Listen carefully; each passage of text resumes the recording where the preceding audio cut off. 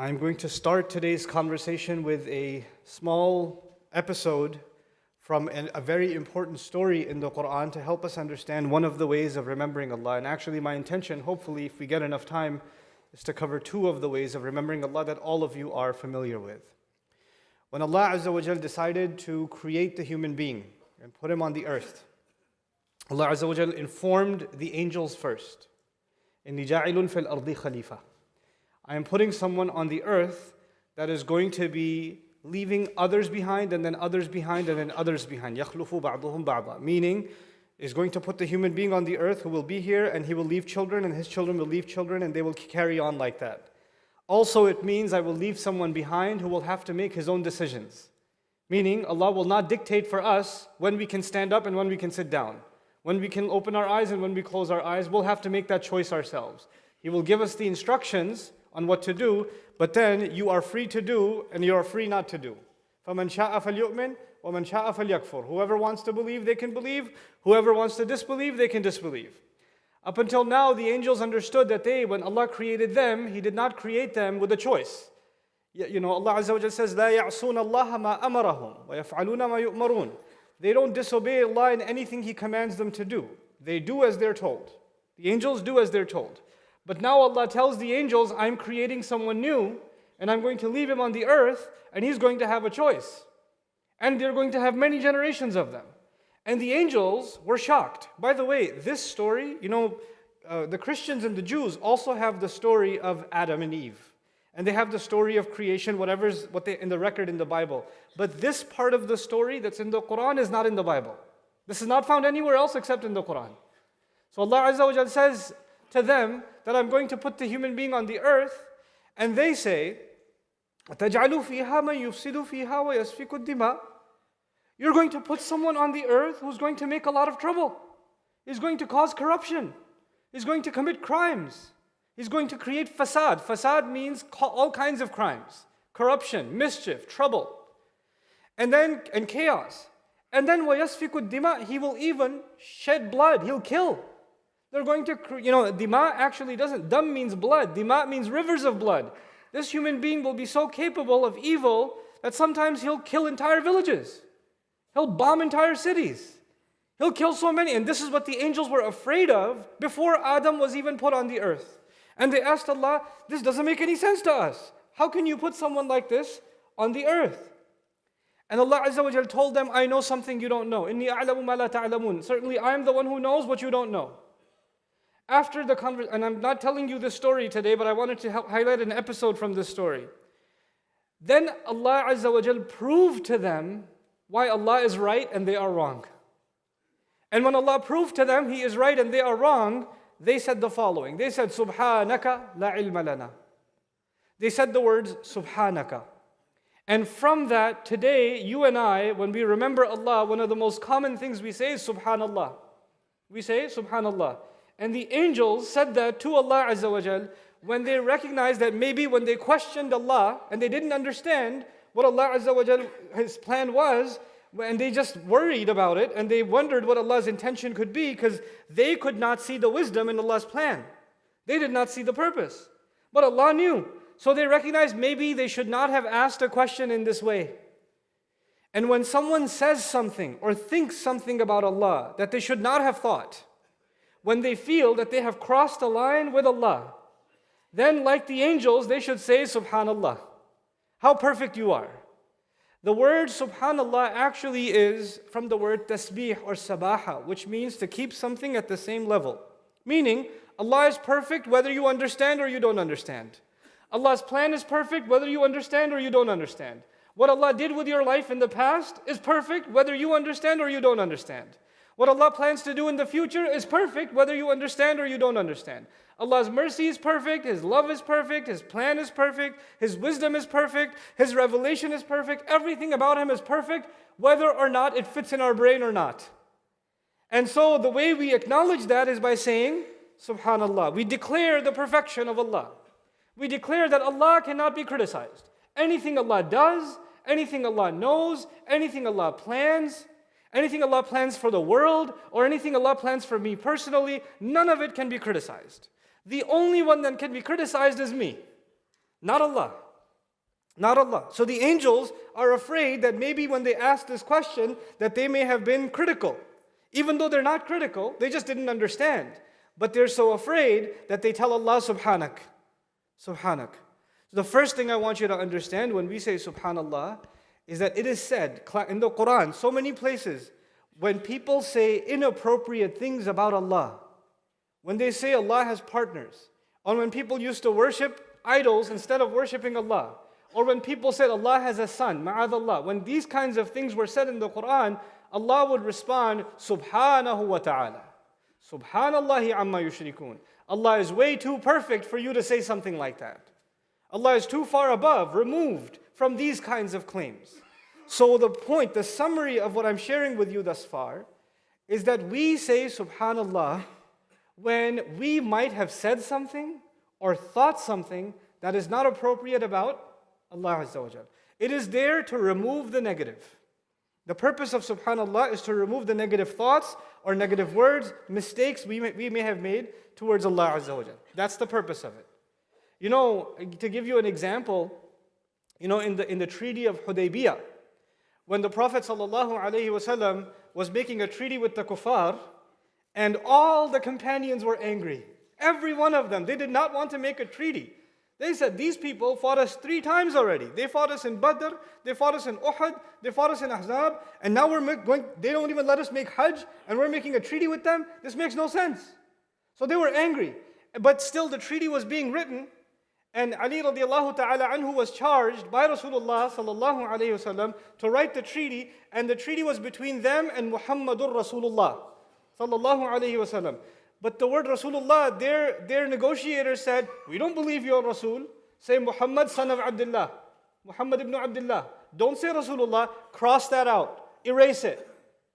And when he said erase it, all the Sahaba were so offended. And all of them, the narration said, all of them screamed, Subhanallah.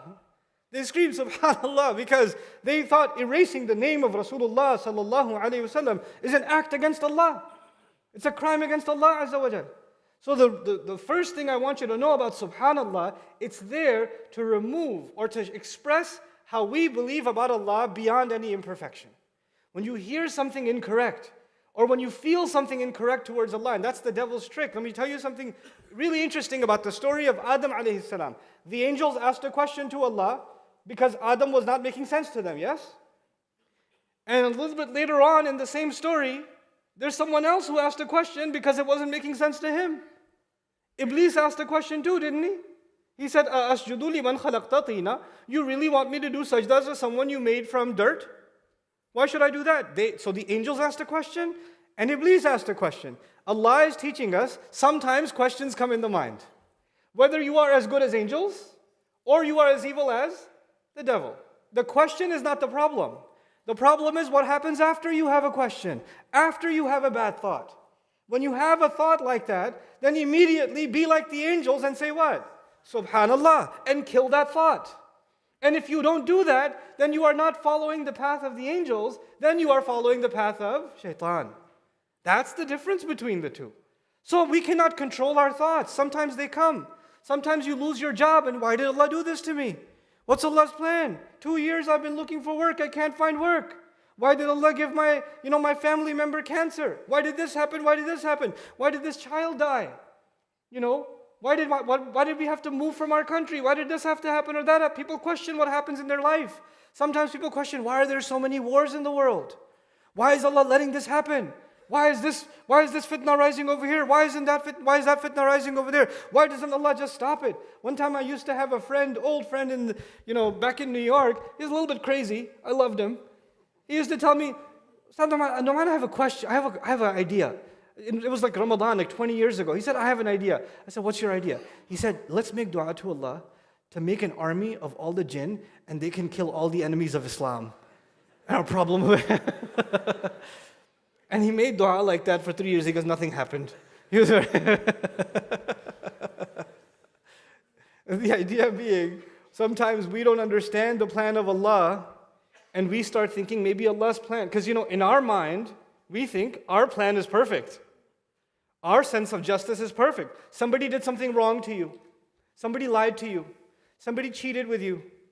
Somebody insulted you, somebody backbit against you, somebody slandered you, and they're eating their chicken biryani happily. And you're looking at them saying, this is not fair. They did all this bad stuff and now they get to eat chicken? Where's the justice of Allah? When you start questioning like that, they should suffer. Why aren't they falling down the stairs? Why aren't they choking on that chicken? When you start questioning like that, that's the time to remind yourself of what words? Subhanallah. Because Allah's justice will always be better than your justice. Allah's plan will always be better than your plan. Allah always knows what you don't know. In your mind, how come they got away with it? When you say, how come they got away with it, you're thinking that Allah somehow let them get away with it. And that means in somewhere in your head, you think Allah was unfair. And if you think Allah was unfair, then in your mind, Allah is not perfect. Which is why you have to take a step back and tell yourself, Subhanallah, you are perfect. You understand? That's actually the meaning of Subhanallah. It keeps us from developing or nurturing critical thoughts about Allah. It removes critical thoughts about Allah. And actually, Allah Azza wa Jal taught us, and the Prophet Sallallahu Alaihi Wasallam taught us, and Quran even says, Sabbih bihamdi rabbik.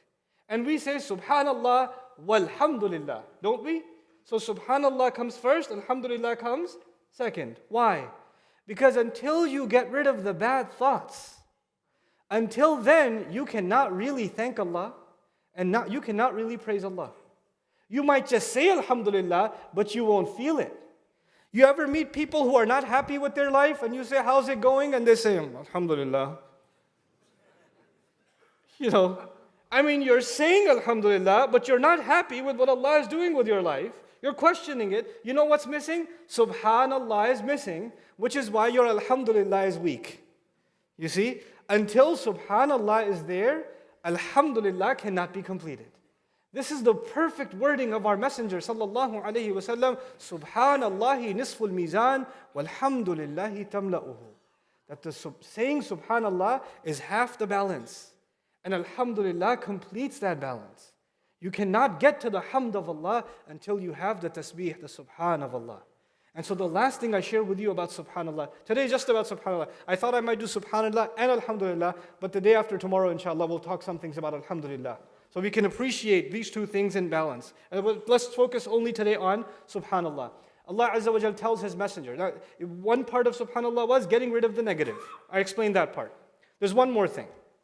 The other thing is, there are some very interesting places in the Quran where Allah Azza wa Jal encourages people to say Subhanallah. And there are some very interesting places where prophets reminded themselves Subhanallah. Now you have to remember, Subhanallah is a declaration that Allah is perfect. That Allah is perfect. Musa alayhi salam, he was given the responsibility to go challenge Fir'aun. He asked Allah, I cannot do this alone, give me my brother. Ushdud bihi azri wa ashrikhu fi amri. He will reinforce me and he will share my mission with me. It's hard for me to do this alone. Allah gave him Harun. So now both of them, they go and challenge Fir'aun. When he asked for Harun, he said, كَيْ نُسَبِّحَكَ كَثِيرًا وَنَذْكُرَكَ كَثِيرًا إِنَّكَ كُنْتَ بِنَا بَصِيرًا. He said to Allah, give me my brother so we can both, in simple English I'll say, we can both say Subhanallah a lot. And we can remember you a lot. First he asked for Harun to help him against Fir'aun. But then he explained to Allah, I want Harun so he and I can say what together? Subhanallah together and remember Allah a lot. What does Subhanallah have to do with challenging Fir'aun? You see, when you do da'wah, when you explain Islam to someone else, let's say you meet somebody on the street and they start asking you questions about Islam and you're talking to them. A lot of times you want to share the message of Allah. Yes? But you want to, and somebody has a personality like Fir'aun. If somebody has personality like Fir'aun, they'll make fun of you. They'll make fun of you. They'll make fun of your religion. They'll make fun of your prophet. They'll make fun of your book. That's what Fir'aun did. And when someone makes fun of you, does it make you angry or no? It makes you angry. And when you get angry, then you don't know if your anger is because your ego is insulted or the deen of Allah is insulted. And so, because you don't represent your own pride. You represent only Allah's deen. And Musa alayhi salam knows that he gets very angry. He gets angry. But he cannot get angry when he represents the deen of Allah Azza wa Jal. He got angry so much, he threw a punch and a soldier died. You remember. He got angry so much one time, alayhi salam, he grabbed the beard and the head of his brother. He got angry so much, he broke the alwah, the tablets. So there's the anger of Musa alayhi salam we know. And he even asked Allah, Ya Allah, keep me from those who lose control of their emotions. A'udhu billahi an akuna min al-jahilin. He asked Allah this. He knows Fir'aun is going to say things that will make him what? Angry. And when he becomes angry, he will not do the job Allah wants him to do. Allah is too perfect for me not to do a good job. Allah, the perfect one, has given me this job. When I am not doing the job as I'm supposed to, my brother will be there, remind me, subhanallah.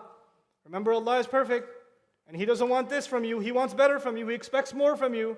And He will back me up when I'm failing, and I'll back Him up when He's failing. We will remind each other of the perfection of Allah, that Allah has charged us with this remarkable responsibility. This is we will do tasbih of Allah together. And our Messenger, sallallahu alayhi wasallam, two places you find in the Quran when the enemies of the Prophet alayhi salatu wasalam, who used to poke fun at him, humiliate him, they separated him from Makkah. They did all kinds of crimes against him, physical and emotional and verbal. All kinds of crimes. When their crimes would become too much for our Messenger, alayhi salatu wasalam, Allah Azza wa Jal would tell him, سَبِّحْ بِحَمْدِ رَبِّكَ وَاصْبِرْ عَلَى مَا يَقُولُونَ وَسَبِّحْ بِحَمْدِ رَبِّكَ قَبْلَ طُلُوعِ الشَّمْسِ وَقَبْلَ الْغُرُوبِ. Be patient over everything they're saying to you. Just say subhanallah. He told his messenger, be patient over everything that they're saying to you. Just say subhanallah and say it before the sun comes up and before the sun goes down. Just say, especially at those times, say subhanallah. So briefly I tell you, Allah especially mentioned before the sun comes up and before the sun goes down. Why? The messenger is being told, sallallahu alaihi wasallam, life changes. The enemies get bad, and Allah can defeat the enemies too. Sometimes everything is bright like the day, and sometimes everything is dark like the night. The situation around you will change. But one who will never change is Allah. Allah is perfect. So when you see the sky change from dark to light, or the sky change from light to dark, remember that Allah can change the entire universe around you, so He can change your situation too, because the only one who never changes, His commitment to you and His support of you is Allah Azza wa Jal. So declare how perfect Allah is. Your situation is not perfect. Your own strength is not perfect. Your own ability to withstand your enemy is not perfect, but Allah is perfect and He is with you. So remind yourself of the perfection of Allah, subhanallah. And after everything, after the darkness was over, and the day came, meaning the victory of Islam came, إِذَا جَاءَ نَصْرُ اللَّهِ وَالْفَتْحِ وَرَأَيْتَ النَّاسَ يَدْخُلُونَ فِي دِينِ اللَّهِ أَفْوَاجًا. Now the night is over, the enemies are done. The deen has arrived. People are coming into the religion in huge groups. What does Allah say? فَسَبِّحْ بِحَمْدِ رَبِّكَ وَاسْتَغْفِرْ. Now it's time to declare Allah's perfection again. Why? Because just like bad times are not forever, the same way good times are also not forever. Only Allah is forever. Only Allah is forever. So remember the perfection of Allah in times of difficulty, and remember the perfection of Allah in times of ease. Remind yourself that you are not here to just have an easy life, for everything to stay the same. Allah will keep changing everything in your life. The devil, as soon as life changes for you, as soon as things become difficult for you, he wants you to question Allah just like he questioned Allah. That's what he wants. Why is Allah doing this to me? He literally said this to Allah. فَبِمَا أَغْوَيْتَنِي. You made me slip. Why did you make me slip? Why did you mess me up? Ya Allah, this was your plan. You set me up. That's his thinking. He wants that exact same disease for you. Exact same disease. And Allah Azza wa Jal taught the angels the solution to that disease, and that is subhanallah. And through them He taught it to us. So we become a people of subhanallah. May Allah Azza wa Jal make us a people of tasbih, and through that tasbih never entertain thoughts or feelings, ever words that are inappropriate for our Master, our Rabb, subhanallah al-azim. Barakallahu li wa lakum fil Qur'an al-Hakim, wa nafa'ani wa iyyakum bil ayati wa dhikr al-Hakim.